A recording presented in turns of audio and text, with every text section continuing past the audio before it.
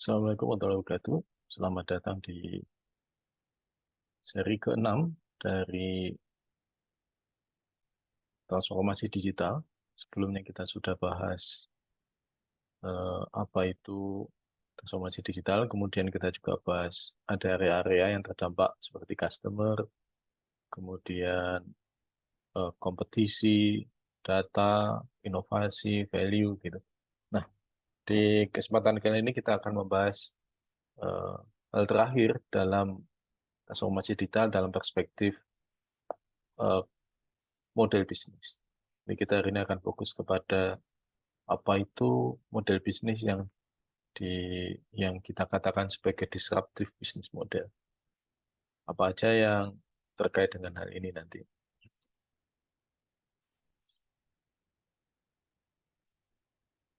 Oke, pertama kita akan mulai dari jadi yang dinamakan dengan disruption itu apa?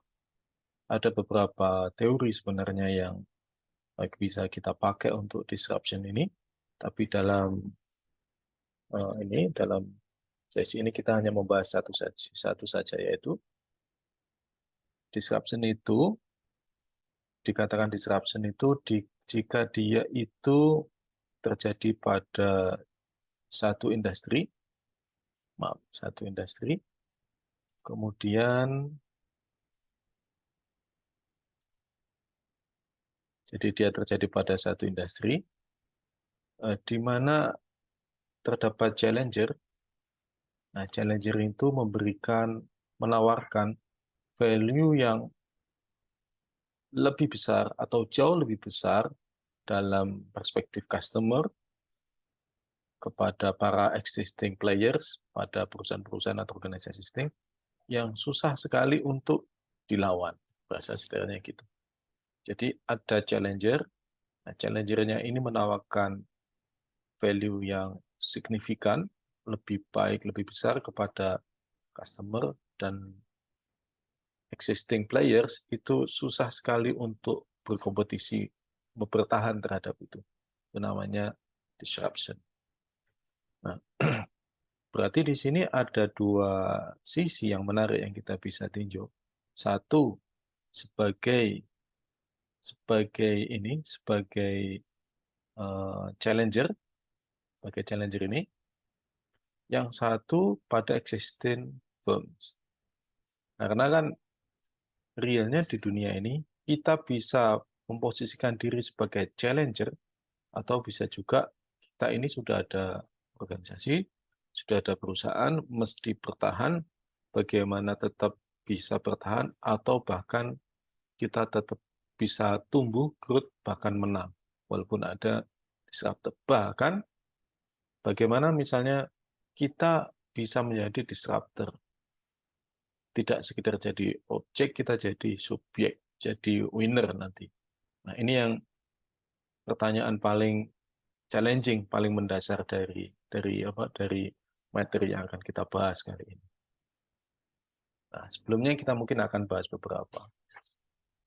Nah, misalnya ini ada website yang menjual apa ini? Menjual kaos kaki. Kaos kakinya macam-macam. Apakah misalnya kaos kakinya macam-macam bisa di bisa di custom sesuai dengan keinginan kita? Apakah ini disruption? Nah, ini pertanyaannya seperti itu. Jawabannya tergantung apakah ini mudah diikuti oleh existing players, existing companies. Kalau iya, ini bukan disruption. Kemudian yang kedua ada flip. Ya, misalnya teman-teman UI bikin bisnis flip, transfer antar bank tanpa biaya. Nah, kemudian mereka nanti main juga di CMS, Cash Management System sekarang itu dipakai. Apakah ini disruption? Kira-kira ini yang jadi disruption itu industri apa? Industri salah satunya pasti banking, di mana banking itu punya cash management system yang bisa dipakai oleh oleh oleh perusahaan-perusahaan gitu misalnya ya. Apakah ini disruption atau bukan gitu? Nah, atau misalnya Airbnb ini disruption. Nah, kalau di kasus Flip bisa iya, bisa tidak. Bisa iya, bisa tidak. Bagi bank kecil mungkin disruption, tapi bagi bank besar mungkin bisa jadi tidak. Apalagi misalnya sekarang ada dari Bank Indonesia kan dia mengusulkan beberapa bukan mengusulkan, bahkan dia mengimplementasikan transfer bank yang semakin murah. Dulu kan 6.500, sekarang 2.500 gitu. Jadi itu kira-kira. Tapi kalau Airbnb ini benar-benar disruption. Bisa jadi ini benar-benar disruption karena kan dia mengubah landscape dari industri perhotelan, bahkan orang-orang yang mesti punya izin main di hotel, sekarang nggak perlu. Orang-orang biasa, misalnya saya punya villa, saya bisa sewakan dia, nggak perlu pusing-pusing, saya bisa pakai Airbnb aja gitu. Kira-kira begitu. Ini mengubah industri pariwisata khususnya di hospitality ya, di perhotelan gitu misalnya. Contohnya begitu. Nah, apakah ini misalnya ini, tapi kita lihat juga ini contohnya teman-teman yang di BRI, dia itu juga sangat masif eh, untuk berinovasi atas produk-produknya. Misalnya di BRI EPI, di mana ini dia liberalisasi, semua orang bisa jadi partnernya BRI, bisa bikin produk on top platformnya BRI ini, interfacing dengan API-nya BRI, bisa mengapain macam-macam yang bisa ditawarkan. Apalagi kan, misalnya BRI punya customer base yang sangat besar di Indonesia ini. Bahkan saya kira ini dia punya customer base yang terbesar ya di Indonesia ini. Terutama yang di layanan UKM, kemudian di pedesaan-pedesaan gitu. Nah, kalau misalnya sebagai contoh kita mau bikin satu company, kalau back end-nya mau pakai disambung ke BRI, itu akan sangat mudah. Contohnya. Apakah ini disruption atau strategi BRI menghadapi disruption ya? Nah, kira-kira itu yang nanti kita bahas di kesempatan kali ini. Nah, sebenarnya mau ini disruption atau bukan, yang paling penting itu dalam perspektif yang lebih kena itu kalau kita menggunakan perspektif eh, bisnis model ya, di bisnis model. Jadi sebenarnya di bisnis model itu ada dua kemungkinan produk atau service kita itu bisa menang di pasar ya. Yang pertama adalah terkait dengan value proposition. Value proposition. Ini adalah value, ini adalah pembeda, value proposition differential. Jadi pembeda yang nempel langsung kepada produk atau service kita. Di mana orang bisa langsung lihat, yes produk ini lebih apa, kurang apa, punya fitur apa, kenapa saya pilih itu, misalnya begitu. Beberapa di antaranya misalnya adalah harga lebih murah, atau harga mahal sehingga lebih eksklusif, atau misalnya ada opsi free atau premium offer, awalnya free, nanti di titik tertentu itu bayar dengan sangat terjangkau gitu.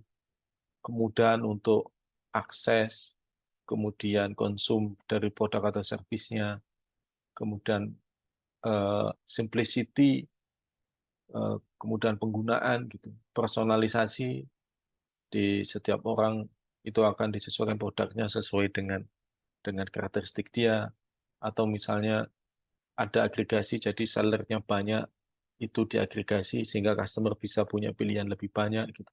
Contohnya Airbnb kayak gitu. Kemudian bisa juga unbundling. Jadi misalnya saya pengen spesifik lah, saya nggak pengen semuanya. Gitu. Saya pengen satu saja. Tapi juga bisa dibundling. Jadi misalnya contoh sederhana, kalau saya pengen pergi ke Labuan Bajo itu, saya bisa pilih, saya fokus misalnya ke apa itu, pengen sailingnya aja bisa. Atau saya pengen sailing plus hotel, plus akomodasi lokal, plus transport, plus guide, bisa fleksibel. Itu contohnya kayak gitu. Kemudian apa yang kita alami bisa kita share di sosial media begitu. Ini adalah pembeda yang dikaitkan dengan value yang melekat langsung pada produk atau service kita. Nah, biasanya kalau kita tidak ada pembeda ini, berarti produk kita kan sama saja dengan yang lain. Jadi kita nanti akan terjebak pada traditional competition. Ya, ya paling kalau mau ya banting-bantingan harga aja gitu. Tapi ya nggak ada value lebih yang mungkin bisa diberikan gitu ya. Walaupun price itu memang salah satu dari value proposition ya. Tapi kita value proposition kita jadi limited kalau misalnya cuma main price aja. Biasanya orang belinya bisa banyak ini. Kan orang kadang nggak peduli. Kalangan-kalangan tertentu dia tidak peduli dengan harga, tapi yang penting produk atau servisnya itu bagus, eksklusif, punya kualitas, no problem. Ada di segmen-segmen pasar tertentu memang yang harga itu nomor 2 lah, nomor 1 kualitas gitu. Ya tergantung kita mau main di segmen yang mana ya. Yang kedua adalah yang dinamakan dengan value network differential. Jadi ini pembeda yang di-generate karena kita punya dari dalam perspektif network. Yang dimaksud dengan network di sini itu adalah entitas di luar kita, termasuk cara kita merealisasikan si produk atau service itu. Misalnya, kalau yang entitas di sekeliling kita kan pasti ya customer, sama customer. Kemudian siapa aja customernya. Kemudian yang kedua channel. Semakin beragam channelnya, orang semakin suka. Kemudian semakin banyak partnernya, kita potensial untuk di leverage lebih luas. Kemudian kalau kita punya network jadi lebih luas. Contohnya ya kayak teman-teman yang punya jaringan distribusi yang luas itu lebih mudah, mau jual apapun juga lebih mudah di sana. Walaupun produknya sama saja ya, gitu misalnya. Kemudian complementary product or service. Jadi eh, kita jualan A, tetapi sebenarnya kita itu bisa kita tahu kita itu cuma punya produk A, tetapi network kita itu punya produk B, C. Nah, kenapa orang beli produk kita? Ya karena ada BC. Jadi dia bisa sekaligus untuk melengkapi karena itu kan saling terkait ya. Nah, contoh sederhana yang misalnya apa ya? Ini aja itu kayak kalau Anda misalnya lihat Indomaret, Alfamart itu kan di depannya itu ada yang jualan UMKM itu ya. Saya kira itu komplementer ya. Jadi orang kadang mau beli apa itu beli Indomaret di situ, sekalian ada nasi goreng beli di situ atau sebaliknya. Kemudian brand yang kuat itu punya value network yang kuat. Jadi kalau ada misalnya contoh sederhana ya, oh ini marketplace siapa yang punya? Oh ini si pemain itu sudah pemain lama, itu akan lebih meyakinkan. Revenue model. Jadi kalau ada macam-macam cara untuk menjual itu. Ada yang apa itu? Ada yang diskon, ada yang memang murah dari awal, ada yang sistem subscribe, ada yang macam-macam. Nah itu membedakan satu produk dengan yang lainnya. Walaupun produknya sama, tetapi kalau revenue modelnya beda ya beda. Kemudian cost. Semakin kita bisa mendekomposisi sampai atomic cost-nya, kemudian cost-nya efisien, ya kita bisa jual lebih lebih murah. Gitu. Dengan harga jual yang sama, kita bisa dapat margin lebih. Gitu. Itu cost. Kemudian yang berikutnya skill. Bagaimana kita punya skill sama proses. Ini kan sangat terkait dengan internal kita. Jadi bisa jadi di perusahaan-perusahaan itu mungkin eh, bagaimana dia kok bisa menciptakan value proposition yang oke ya karena dia punya skill yang oke, cara kerja yang oke, cara kerja cepat atau skillnya misalnya mau mumpuni untuk itu. Dan kita juga punya aset fisik, intellectual property, aset data, di mana ini kita bisa leverage untuk memberikan capability yang besar di company kita untuk membuat produk atau service. Nah, kalau kita lihat di sini ya, yang ada di sini, ini itu lebih ke arah internal, eksternal ya. Tapi kalau yang di sini itu kan lebih ke internal, yang di sini. Jadi yang dimaksud dengan network itu tidak sekedar entitas di luar kita, tetapi juga kemampuan internal kita, capability di internal kita untuk bisa punya fighting capability ya, atau competing capability gitu untuk bisa bikin produk gitu. Nah, karena itu mungkin kita bisa bikin produk yang oke sekali, tapi pertanyaannya adalah apakah kita bisa melakukan itu berkelanjutan. Itu sangat terkait dengan aspek network capability, network differential, value network differential ini. Jadi kalau nggak ada ini, kalau kita nggak ada pembeda di tipe kedua ini, maka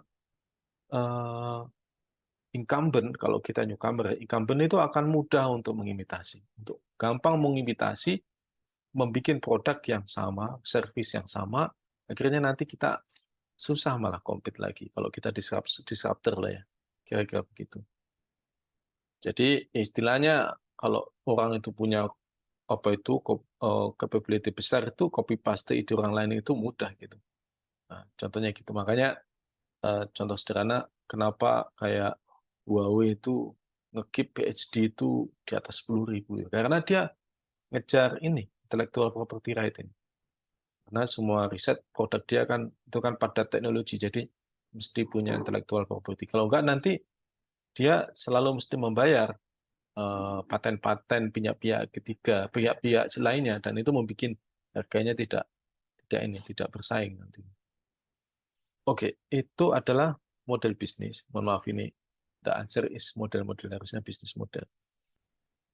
Nah, kita coba lihat sekarang, contoh adalah bagaimana kira-kira implementasi dari cara pandang tadi itu, misalnya untuk iPhone dan Nokia. Nokia kan sudah nggak ada ya, ada sih cuma sama apa ini ya, sama third party sekarang itu. Kenapa value proposition itu kuat di Nokia? Pertama karena physical design itu adalah perusahaan yang paling memperhatikan aspek desain. Kedua, simplicity. Dia menawarkan simplicity. Geser, kemudian kecilin, besarin, macam-macam itu superior. Kemudian integrasi. Jadi misalnya mau main jadi orang yang dulu musik mesti pakai alat berbeda, pengen main musik, kemudian pengen bisa sekalian HP, browser, email, maps, itu sekarang jadi satu. Kemudian apa kelebihan lagi? Apps-nya banyak. Apps-nya banyak. Itu kenapa orang mungkin pilih iPhone. Kemudian apa yang membuat dia jadi superior lagi dalam konteks value network adalah dia punya kemampuan desain capability di internal yang luar biasa. Kedua, dia punya mekanisme subsidi ke retailer, dia punya unlimited data sebagai dasar untuk riset dia, kemudian dia punya OS. OS-nya di-handle sendiri. OS-nya di-handle sendiri, mau ngapa-ngapain kalau OS di level device itu dia bisa efisien. Soalnya semua perangkat dia punya, apalagi yang sekarang kan sejak prosesor, kemudian OS-nya, apps-nya diatur sendiri, sehingga end-to-end dia bisa atur lebih. Kemudian ada integrasi dengan iTunes, kemudian dia punya banyak application developers. Itu yang ini ya, yang apa itu yang dia lakukan. Tapi gimana kalau dibandingkan dengan Android? Android itu punya value tambahan lagi. Manufakturnya banyak. Dengan Samsung, apalagi ya, Xiaomi, bahkan produk-produk Indonesia itu, HTC macam-macam itu bisa jadi value network. Kalau di apa itu di ini kan di siapa ini di iPhone kan hanya Apple saja yang yang melakukan produksi gitu. Nah, yang kedua misalnya Netflix dengan Blockbuster. Disruptornya si Netflix, incumbent-nya Blockbuster. Blockbuster itu dulu itu sewa-sewain. Inilah kalau zaman dulu di Bandung, Jakarta, atau di kota-kota di Indonesia itu kan dulu kita bisa sewa VCD ya, sewa VCD gitu.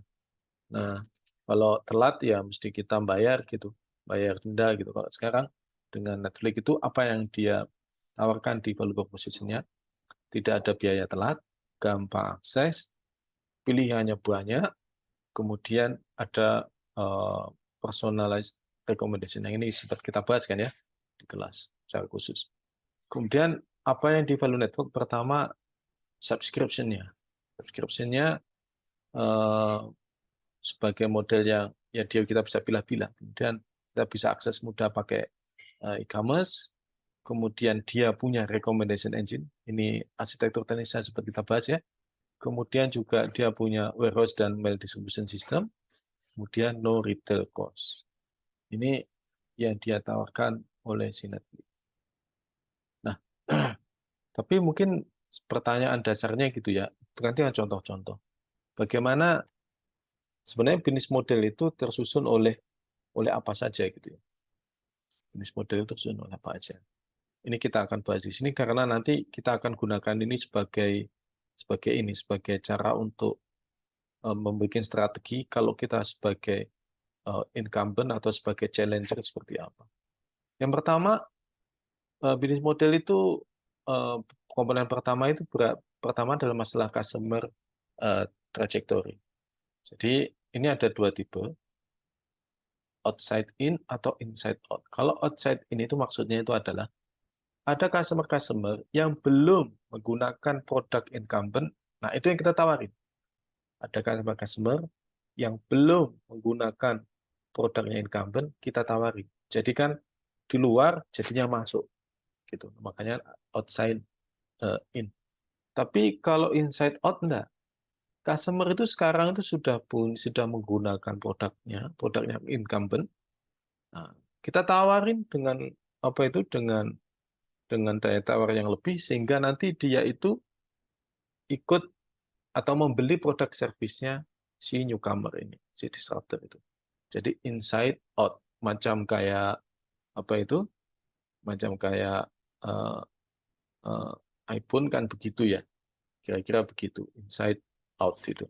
Jadi dari existing customer di another player, kita coba tawarin dia, kemudian nanti pindah ke sini. Kira-kira begitu kira-kira kemungkinannya itu ya. Jadi kita bisa main di new market, betul-betul market yang nggak kesentuh, ini yang di sini maksudnya. Atau kita bisa main sebenarnya yang marketnya ada. Nah, kita tawarkan sesuatu yang lebih atas market yang ada ini. Itu untuk nomor satu. Nomor dua, setelah tahu kita main di customer yang mana, kita mungkin mesti menganalisa scope disruptif kita mau sampai di mana. Misalnya use case. Kita nawarkan use case apa? Sehingga itu orang itu mau ikutan atau membeli produk service kita.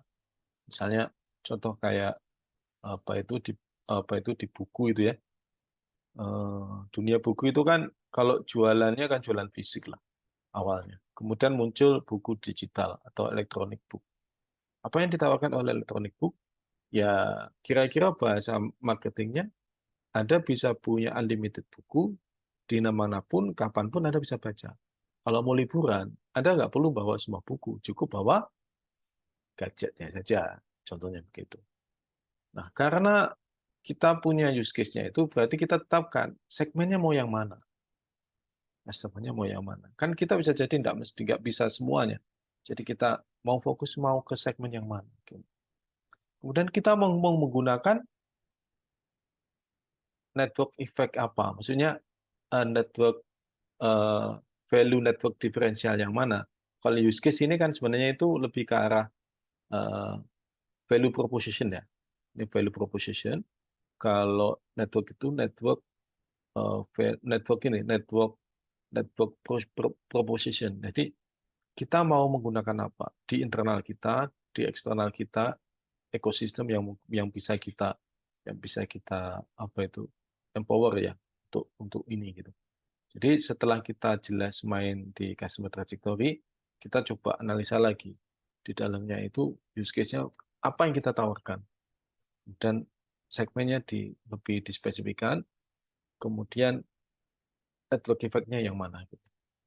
Kemudian berikutnya adalah bisa jadi kita ini main di dunia yang sebenarnya itu sudah ada pemain sebelumnya. Nah, kalau kita nawarkan ide baru kan harapannya kita akan lebih challenging kalau misalnya ide itu bisa bisa apa itu bisa berdampak kepada banyak incumbent. Kalau berdampak kepada banyak incumbent artinya kan kita potensial untuk digunakan customer lebih banyak, customer mereka maksudnya gitu. Nah, pertimbangan pertama biasanya adalah kita mau kita sejauh mana sejauh mana kita tahu value train atas incumbent itu. Misalnya contohnya adalah kita mau masuk sebuah pasarnya itu sudah banyak incumbent. Incumbent ini kalau kita coba bikin value train sejak awal sampai akhir itu posisinya itu di mana masing-masing itu. Kita mau main di mana. Kemudian yang berikutnya adalah eh, substitusinya apa? Kita mau mau mainnya seperti apa? Ini kan bicara masalah produk service yang kita tawarkan. Kemudian kita mau mensubstitusi yang mana gitu. Mau mensubstitusi yang mana atau menawarkan sesuatu yang lebih di di bagian yang mana di value train ini. Jadi misalnya contoh kalau value train itu kan ya kalau di industri pariwisata itu kan sejak orang sebelum berangkat kan dia cari-cari saya mau kemana. Kemudian dari rumah dia pergi misalnya ke airport.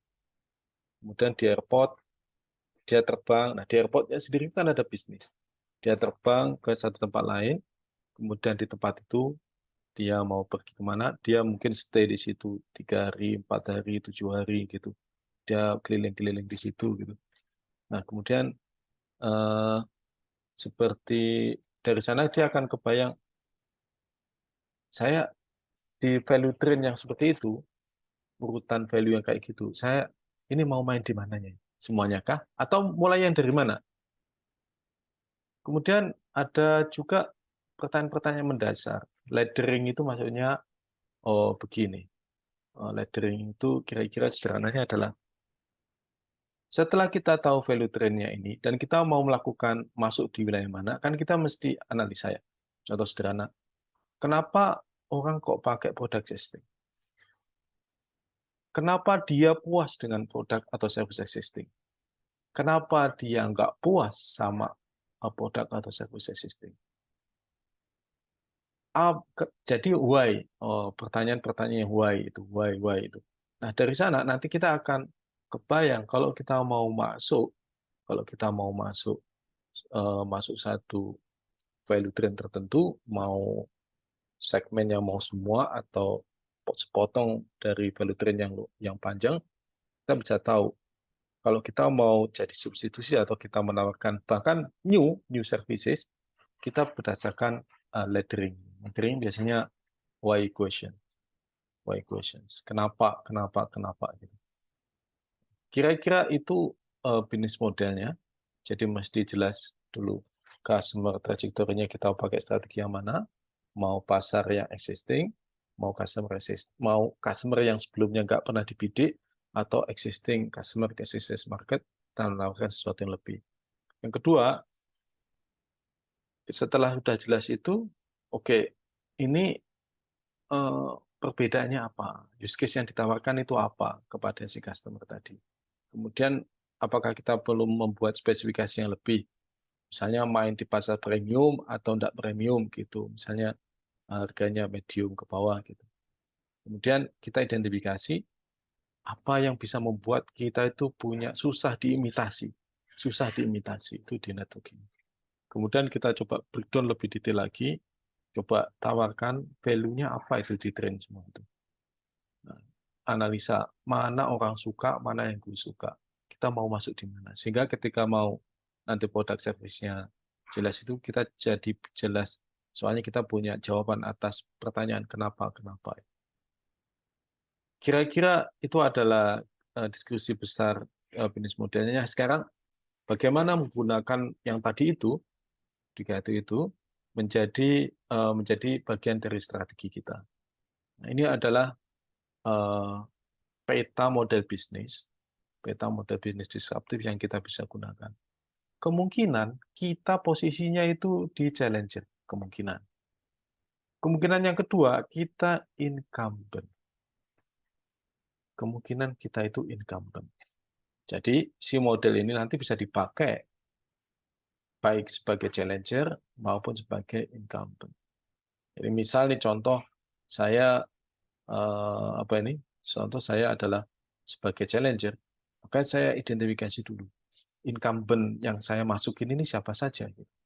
Pendekatannya ya pakai tadi itu, customer trajectory, disruption scope, kemudian yang ketiga adalah apa tadi ya? Ini ya, multiple incumbent-nya siapa saja.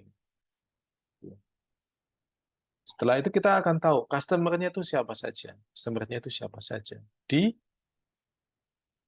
medan pertempuran yang kita masukin ini. Kemudian kita coba analisa.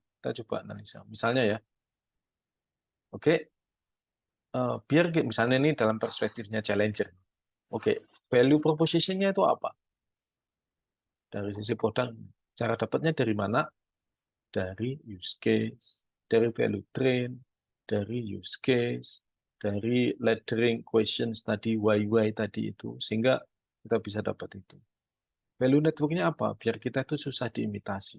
Kita punya capability untuk sustain mengembangkan produk atau service kita ini. Nah, kemudian setelah dapat itu, baru kita nanti tanya, ini radically displace value atau tidak gitu ya. Yang kedua, susah nggak diimitasi? Kalau dua ini dijawab yes, kalau ini apakah dia radikal? Ya. Kalau kemudian apakah dia susah diimitasi? Ya, misalnya ya itu. Apakah dia radikal menawarkan value? Apakah dia susah diimitasi?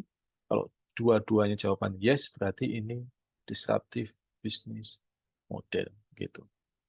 Gimana kalau kita pakai ini dalam perspektifnya incumbent? Mirip. Oke, misalnya contoh kita main sekarang di asuransi, challenger-nya itu siapa aja, customer-nya kan itu ya. Baik customer yang sudah masuk ke industri maupun customer yang potensial masuk ke sebagai market tapi sekarang belum kegarap itu di customer. Dan coba kita cari si challenger kita itu mainnya di mana aja, kita di mana value position-nya. Lalu network-nya di mana ini? Apakah misalnya si challenger itu memberikan potensi aspek eksternal dan internalnya kuat atau enggak gitu. Tapi bisa juga misalnya value processing-nya itu oke, tetapi misalnya ini istilahnya, jadi value proposition-nya oke, tetapi bisa jadi value network-nya nggak kuat. Kalau kayak gitu, kita sebagai incumbent akan mikir, wah kalau kayak gitu kita replace aja, kita imitasi aja kan, kita punya resource yang lebih gede kan gitu. Atau misalnya dia value-nya oke, value network-nya oke. Nah, kita kepikiran, kita mau ngapain ya sebagai incumbent ini ya gitu. Tetapi sebagai incumbent kita nanti bisa menganalisa apakah untuk industri kita para challenger itu menawarkan itu sudah disruption atau bukan. Gitu. Kita nanti akan dapat dua insight di sini.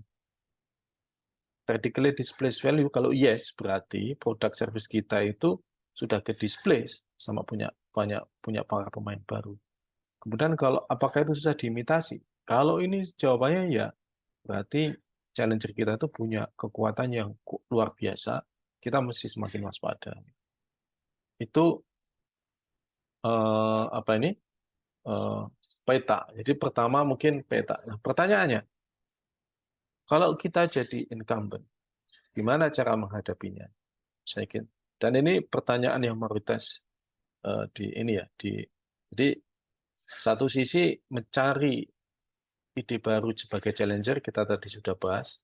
Jadi selama value proposition dan value network-nya oke, ya challenger kemungkinan besar bisa menang. Pertanyaan berikutnya sebenarnya adalah, kalau jadi incumbent, gimana menghadapi yang kayak gini? Nah, ini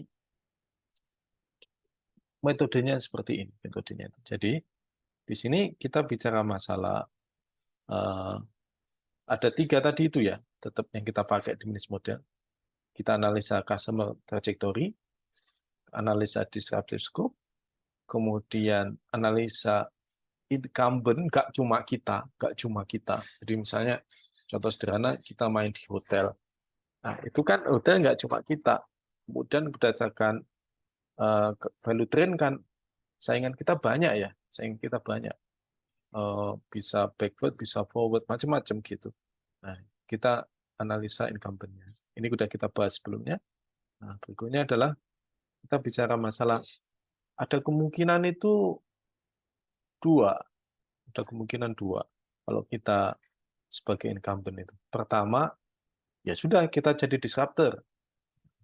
Ini yang kira-kira itu yang dilakukan oleh BRI EPI tadi itu. Emang mereka saja yang bisa, saya juga bisa gitu. Kira-kira bahasa sederhananya gitu. Saya juga bisa jadi disruptor industri ini. Jadi incumbent itu bisa menjadi disruptor di industri, tidak masalah itu. Kan definisi dari disruptor itu kita balik ke tadi itu ya. Jika challenger itu menawarkan value yang sangat besar kepada customer yang susah dijawab oleh para incumbent gitu. Nah, kalau kayak gitu kan incumbent sebenarnya juga bisa dibalik aja mikirnya.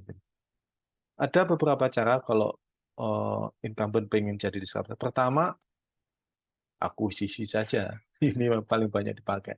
Misalnya kayak perusahaan kayak uh, big player, existing big player itu akuisisi. Wah, ini ide bagus, akuisisi. Misalnya yang paling terkenal ya Facebook, akuisisi WhatsApp, akuisisi Instagram gitu. Tuh. Yang kedua launch. Kalau launch itu dia mikirnya begini. Loh, itu kan challenger itu mainnya kayak gitu. Semua resource itu saya punya gitu. Ya saya bikin aja kayak gitu. Contohnya menurut saya itu BRI API itu masuk ke launch.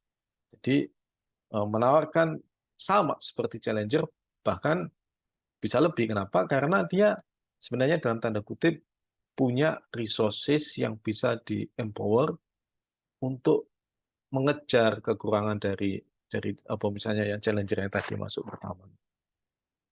Yang ketiganya split.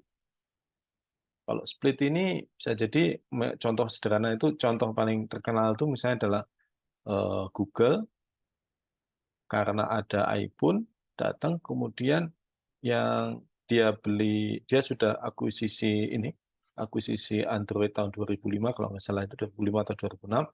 Nah, dia diposisikan sebagai head to head dengan iPhone. Itu di mekanismenya di split kayak gitu contohnya. Ini membuat flexibility untuk bersaing ke sana gitu. Yang kemungkinan yang kedua, kita menyadari kita nggak punya kekuatan untuk menjadi disruptor. Maka kita mitigating losses. Artinya jangan sampai kita malah bubar jalan atau misalnya apa ya, habis-habisan menempuh wilayah itu, tapi sebenarnya kita nggak cukup kuat gitu masuk ke sana. Nah, itu ada beberapa cara. Yang pertama, refocus. Refocus ini bicara tentang kita fokus kepada customer yang sebenarnya itu masih loyal atau memang benar-benar itu ya masih oke dengan produk kita. Nah, kita refocus itu perbaiki benar value proposition-nya, kemudian sehingga dia tetap retain sama kita. Yang kedua adalah diversifikasi. Ini kita memperluas produk service kita menggunakan kompetensi spesifik yang kita punya. Bisa jadi di luar dari kompetensi kita saat ini, tapi di luar produk atau service yang saat ini. Tapi karena kita punya basis kompetensi, kita melakukan diversifikasi. Yang terakhir, exit.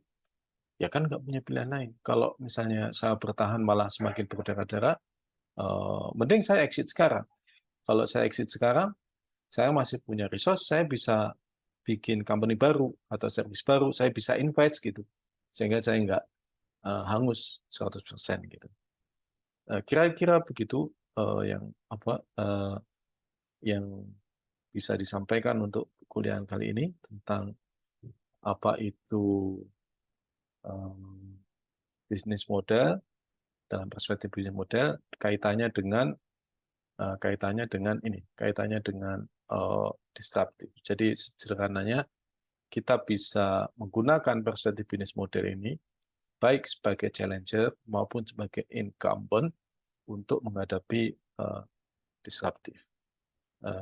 Terima kasih, semoga bermanfaat. Assalamualaikum warahmatullahi wabarakatuh.